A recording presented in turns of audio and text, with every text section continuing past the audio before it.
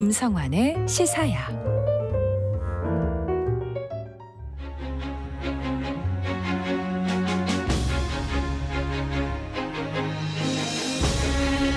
얼마 전 부여 가림성에서 백제와 통일신라 시대의 배수로와 우물이 확인됐다는 발굴 결과가 발표됐습니다. 이 결과대로라면 가림성은 백제가 쌓았고 멸망 후에 신라가 차지해서 운영했다는 것이 되는데요. 헌적 역사, 오늘은 백제의 멸망 스토리와 함께 백제의 고토에서 신라와 당나라, 그리고 당나라가 세운 일종의 괴뢰 정권인 웅진 도덕부 사이에서 벌어진 굴욕적인 충성서약식, 취리산 회맹을 통해 비정한 외교전의 진상까지 살펴보도록 하겠습니다. 이기환 히스토리텔러 스튜디오에 나와 계십니다. 안녕하세요. 안녕하세요. 네, 가림성이 뭔지부터 좀 설명해 주세요. 네, 그 동성왕이 501년에 쌓은 성입니다. 네. 특히나 그 백제 멸망 후에 백제 부흥군, 독립군의 이 요충지로 변했는데, 네. 나당 연합군도 의자왕이 항복한 660년 이후에도 이 성을 확보하는데 굉장히 어려움을 겪었고, 기록 삼국사기를 보면 672년이 돼서도 독립군의 근거지가 돼서 신라군이 차지하지 못했다, 이런 기록이 나올 정도입니다. 근데 그렇게 애를 먹긴 했지만 결국은 신라가 차지해서 운영했다, 이렇게 되는 건가요? 그렇습니다. 요즘에는 그 발굴도 좀 벌어지고 있지만, 예. 그 가림성 남문터에 있는 수령 440년 정도 된 느티나무, 굉장히 유명해요. 아시는지는 모르겠지만 가림성 사랑나무라고 하는 건데요. 네. 저도 한번 올라가 봤는데 나뭇가지가 이렇게 늘어서 있는 모양이 반쪽짜리 하트 모양으로 이렇게 돼 있거든요. 그런데 그거 보면은 저걸 어떻게 보면 별거 아니야 이렇게 하는데, 이게 SNS를 보면은 그걸 합성을 이렇게 하더라고요. 젊은 그래요? 사람들이, MZ세대가 그렇게 하는 건데요. 네. 합성하게 되면 지금 찾아보시면 엄청나게 절묘한데 완전 이거 하트 모양으로 만들어 찍습니다. 그래서 굉장히 예쁜 그림이 나오거든요. 그래서 요즘에는 역사적인 배경이니 의미 이런 것보다는 사진 찍기 좋고 분위기 좋은 카페가 있고 이런 거 있잖아요. 네. 그런 게 있는 그런 핫플레이스로 인기가 있는데요. 그 가림성 사랑나무 한번 찾아보시기 바랍니다. SNS 가서 보면 어떤 곳인지, 가림성이라는 곳이 어떤 곳인지는 좀 대략 아실 수는 있을 그렇습니다. 것 같네요. 네. 근데 취리산 회맹, 네. 이거 처음 들어보시는 분 많을 것 같아요. 좀 굴욕적인 역사여서 아마 거의 가르쳐주지 않은 것 같은데요. 이 취리산, 사실 정확한 위치도 알 수가 없습니다. 그냥 공주의 어느 그 야산이다라고 할 수가 있는데, 지명이 바뀌는 바람에. 네, 저마다 이제 지금 취리산 여기가 맞다 이런 식으로 좀 주장을 하고 있는데요. 그리고 이 회맹이라는 용어는 모여서 맹세한다는 의미잖아요. 원래는 제후의 우두머리인 황제가 다른 제후들을 불러가지고 모이게 한 뒤에 제물의 피를 입술에 바르는 그런 의식을 뜻합니다. 이 조선 시대에도 있었다고 예전에 소개해 주셨던 것 같은데. 충성서약 같은 그런 느낌이죠. 그런 의식이더라고요. 그 영화 속에도 그런 비슷한 장면이 나오더라고요. 그게 아마 그런 식으로 나오겠죠. 근데 취리산 회맹에서 보면 그 당나라, 신라, 백제 3자가 모여서 흰말을 잡아서 천지신명에게 제사를 지낸 다음에 그 피를 마시고, 근데 당나라 유인계라는 사람이 작성한 조약문을 읽고, 그런 다음에 주체자인 당나라 측에서 철판에 황금 글씨로 조약문을 새겨가지고 그 각 나라, 그 신라, 백제 종묘에 대대로 보관하도록 하고, 그 제물인 그 말의 피를 마시게 한 다음에 희생동물인 말과 예물은 또 묻도록 하고, 그리고 회맹 후에는 신라와 백제 사신은 물론이거니와 탐나와 외의 사신까지도 대동하고 중국 본토로 또 건너갑니다. 그래서 태산에서 제사를 지내는데요. 이게 뭐냐면 이 제사를 지냈다라는 걸 확실하게 하고, 탐나와 외의 사신은 취리산 회맹에 어떻게 보면 증인으로 이렇게 서게 된 거죠. 당나라가 좀 도와준 건 맞지만, 그렇죠. 이렇게까지 도와줬다는 이유로 해야 되나, 이런 생각이 갑자기 역사적인 어떤 자존심이 좀 상하기도 하는데요. 당나라가 작성했던 조약문에는 어떤 내용이 들어 있었습니까? 그러니까 첫 번째는 신라를 괴롭힌 백제를 당나라 황제가 평정했다라는 걸 강조하고, 그런데 당나라군이 귀국하니까 남은 백제 무리가 반란을 일으켰다, 부흥군을 얘기하는 거죠. 그래서 당나라 고종이 당나라에 끌려간 그 백제 의자왕의 아들 맏아들인 부여융에게 너는 귀국해서 백제의 남은 무리를 다스리면서 신라와 사이좋게 지내라라는 명을 내렸다라는 거죠. 그러면서 그 취리산 회맹이 있기 4개월 전에 그 당나라가 이미 신라 문무왕한테 계림도덕이라는 관작을 내려줬거든요. 당나라 고종은 이제 계림도덕 관작을 신라 문무왕한테 내려주고, 의자왕의 아들인 부여융한테는 웅진도덕이라는 관작을 내려줬습니다. 그러면서 665년 8월에 당나라를 대표한 유인원의 주도 아래 계림도덕인 문무왕, 그리고 웅진도덕인 부여용, 이런 식의 회맹식을 열었다라는 것이 그 취리산 회맹식입니다. 당나라가 그러면 신라하고 백제를 속국 취급했다는 거네요. 속국 취급한 거죠. 근데 665년이면 백제가 멸망한 지 5년이 지난 시점이잖아요. 그렇죠. 근데 멸망한 백제국 대표가 뭐 일종의 승전국 대표인 신라 문무왕과 동등한 위치에서 맹약을 맺었다고 보는 게 좀 이상한데요. 그러니까 이해가 안 되죠. 네. 그 사실은 신라 입장에서 보면은 당나라와 손을 잡고서 백제를 멸망시켰는데 그렇죠. 말도 안 되는 푸대접을 받은 거잖아요. 사실 이게 처음은 아닙니다. 이 당나라가 이 취리산 회맹 1년 6개월 전인데 664년 2월인데 그때가 그 신라와 다시 또 이 당나라가 백제 부여용과의 맹약을 강요한 적이 있어요. 예. 근데 이때는 신라 문무왕이 자기가 안 가고 각간 그 국무총리 같은 느낌 각간 기민문을 파견했는데요. 그러면서 이제 그 웅령이라는 곳에서 펼쳐졌습니다. 그때도 이제 회맹을 했는데 그 맹약을 웅령 회맹이라고 하죠. 그러면은 회맹이 격이 낮아지는 거잖아요. 그렇습니다. 그래서 원래 문무왕 입장에서 보면 하도 당나라가 회맹하라고 강요하는 바람에 회맹에는 참여하지만 신하를 보내므로 해갖고 회맹의 격을 낮춘 건데 그러니까 당나라가 장깨 부리지 마라 빨리 나와 그래갖고 이제 압박을 하고 막 이러는 바람에 1년 6개월 뒤에 취리산 회맹 때는 문무왕이 사실 억지로 끌려간 거다라고 볼 수가 있습니다. 아, 참. 이 당나라는 왜 이런 회맹식을 굳이 이렇게 열려고 했던 겁니까? 그러니까는 역사적인 배경이 있는 게 나당연합군이 결성된 것은 그 648년입니다. 네. 이때는 그 백제의 의자왕이 공세가 너무 심해가지고 신라의 경우는 거의 뭐 이 전망의 위기까지 이렇게 몰려 있는 상황이었는데 위기에 빠지게 되니까 신라가 김춘추 즉 훗날에 태종 무해랑이 되는 그 김춘추를 당나라에게 급파해서 도와달라고 하면서 연합을 제의하죠. 이때 당나라 태종이었는데 그때는 흔쾌히 수락하면서 밀약을 맺습니다. 당나라하고 네. 신라가. 네. 어떻게 밀약을 맺냐면 나당연합군이 고구려와 백제를 평정하게 되면 평양 이남의 백제 땅은 신라 너가 가져라. 당나라는 고구려 땅을 차지하겠다라고 이제 밀약을 맺게 되는데 그걸 뭐 백제는 모르는 거죠. 아니 이게 뭐 가스라테프트 밀약도 아니고 맞아요. 서로 나눠 갖자는 얘기 아니에요. 그렇습니다. 그러니까 이렇게 이제 밀약을 맺었는데 당시에는 신라가 백제한테 워낙 괴롭힘을 많이 당하고 있었기 때문에 네. 이 신라의 입장에서는 당나라의 은혜에 감업할 수밖에 없었습니다. 그래서 650년에 진덕 여왕이 그 여왕이 직접 짠 비단에 당나라 황제를 위한 태평성을 새겨 넣었는데요. 이때 그 진덕 여왕이 지은 태평성은 정말 당나라를 향한 아첨, 충성맹세로 가득 차 있었는데 이런 내용이에요. 대당 높은 황제의 포부가 빛나도다. 명을 어기는 자 외방 오랑캐여 칼날에 엎어져서 천벌을 받으리라. 사망오지의 덕을 이루니 이 길이 빛나리 우리 당나라 이런 식으로 썼습니다.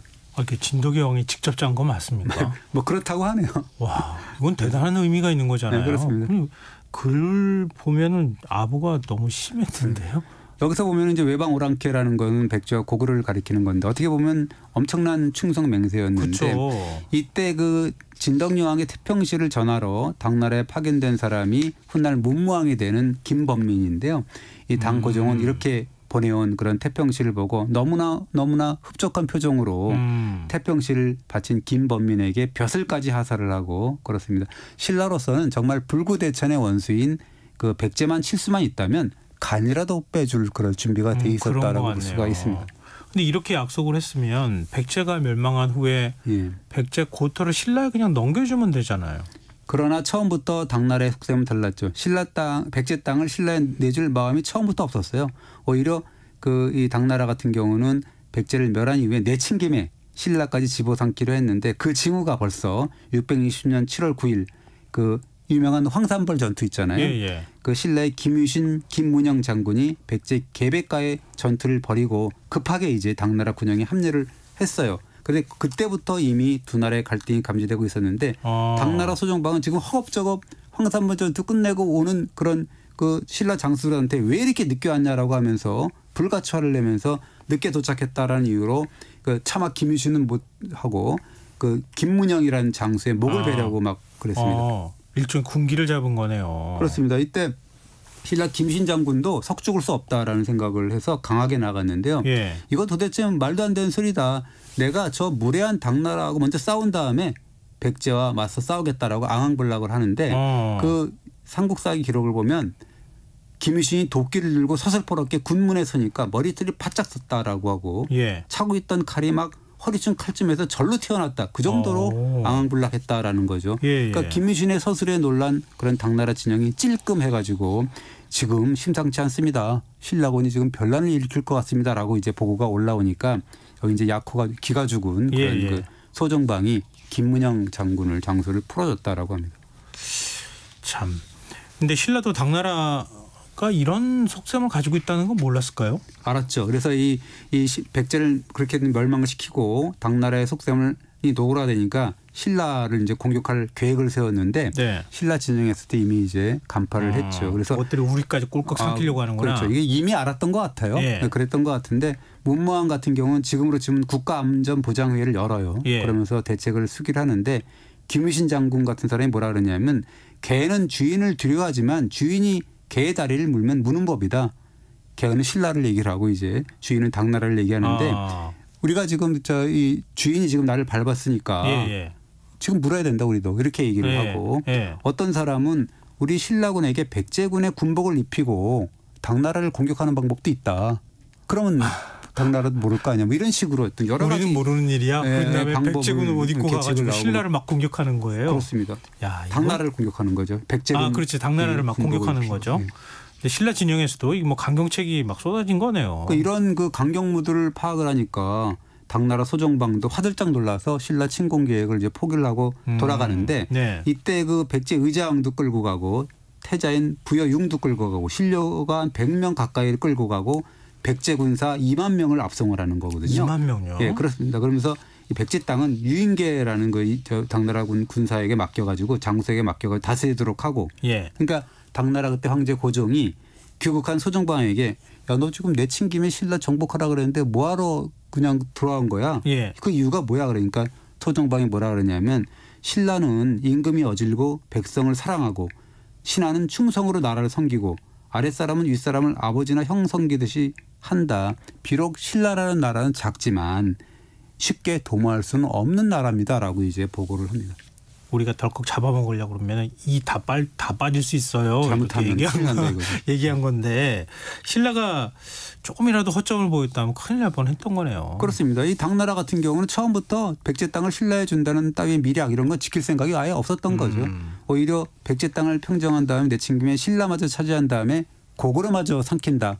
그래야지 앞뒤로 고구려를 앞뒤로 이렇게 칠 수가 있다. 안심하고 뭐 그런 생각이었으니까요.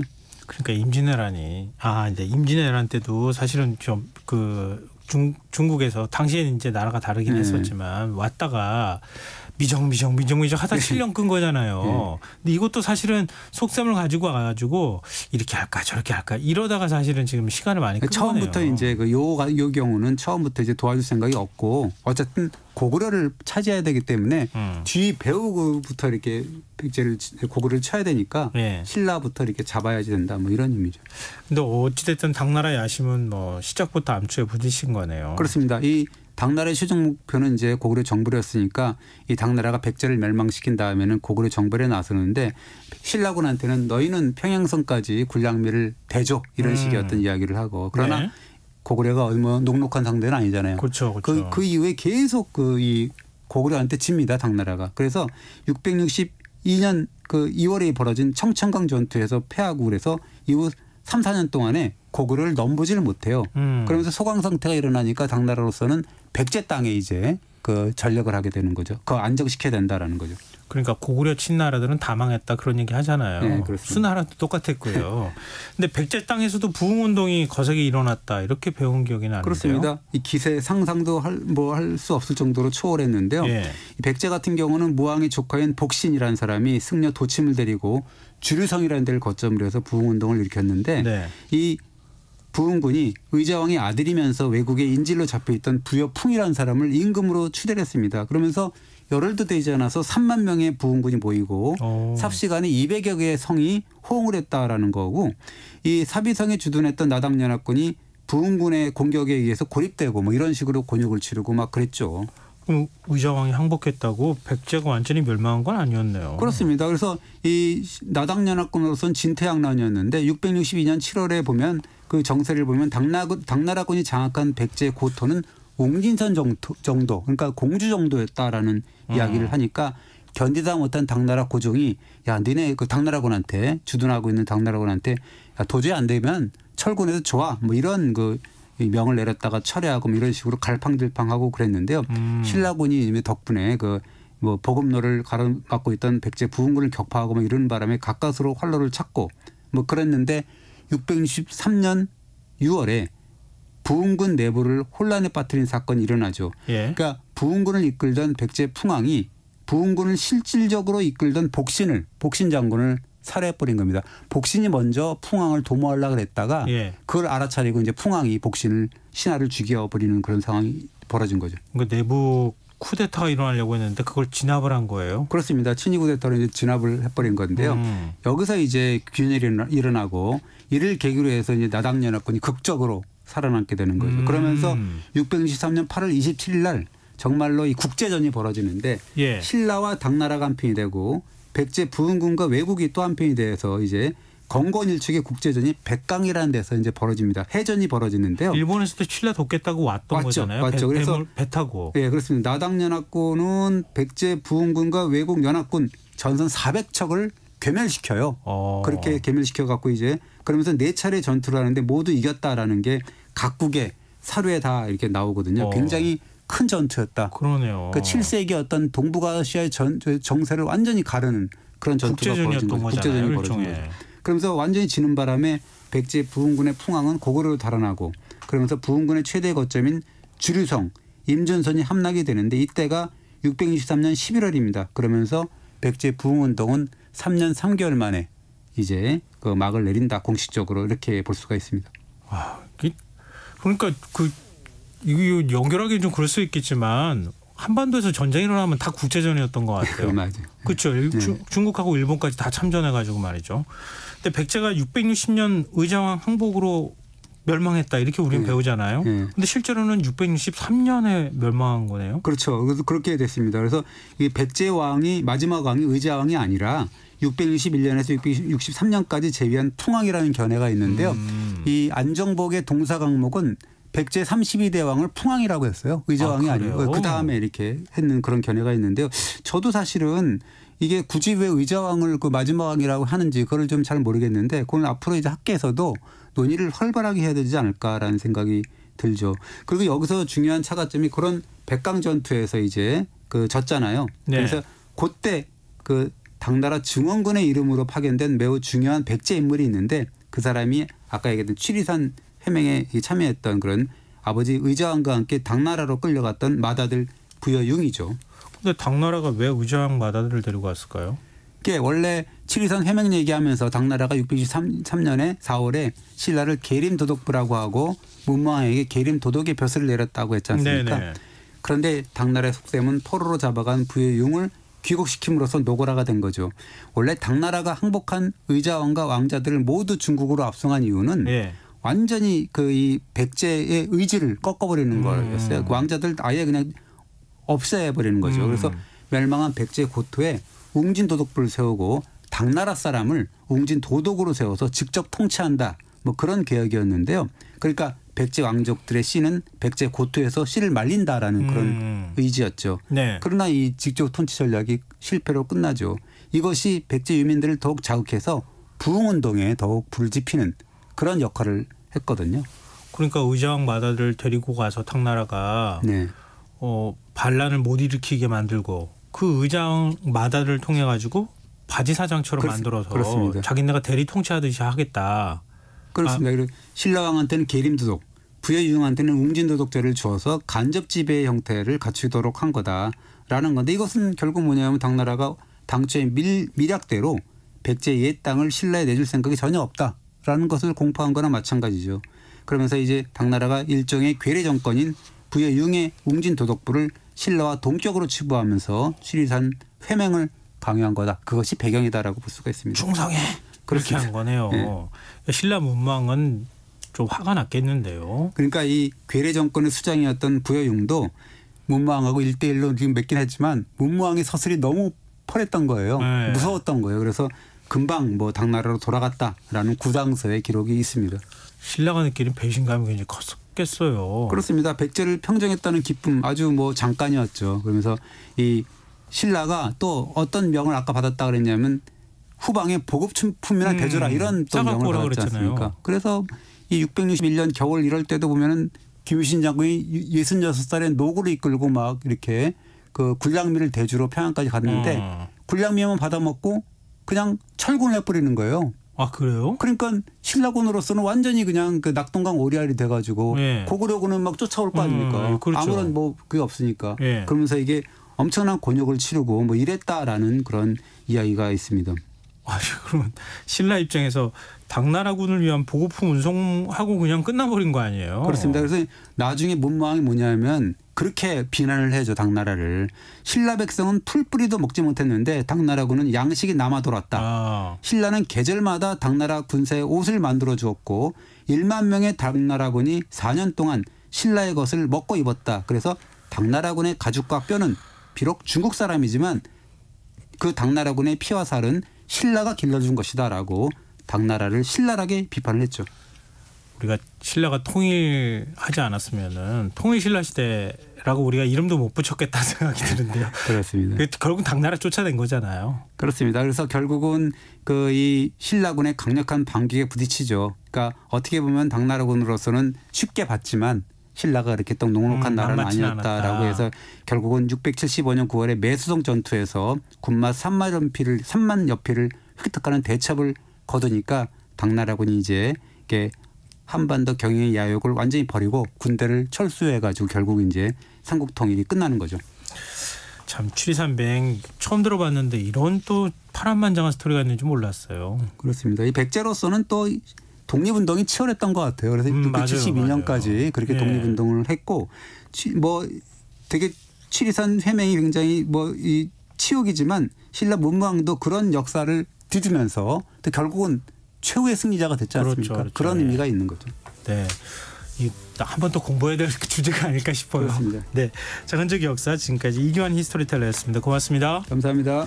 김성환의 시사 오늘 순서 여기서 마칩니다. 모바일 쿠폰 당첨자는 홈페이지 공지사항에서 확인하실 수 있습니다. 편안한 밤 되시고요. 전 다시 내일 찾아뵙겠습니다. 지금까지 시사평론가 김성환이었습니다.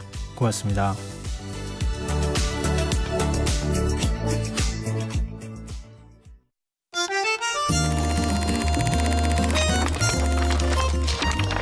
강유정의 영화관, 정여울의 도서관.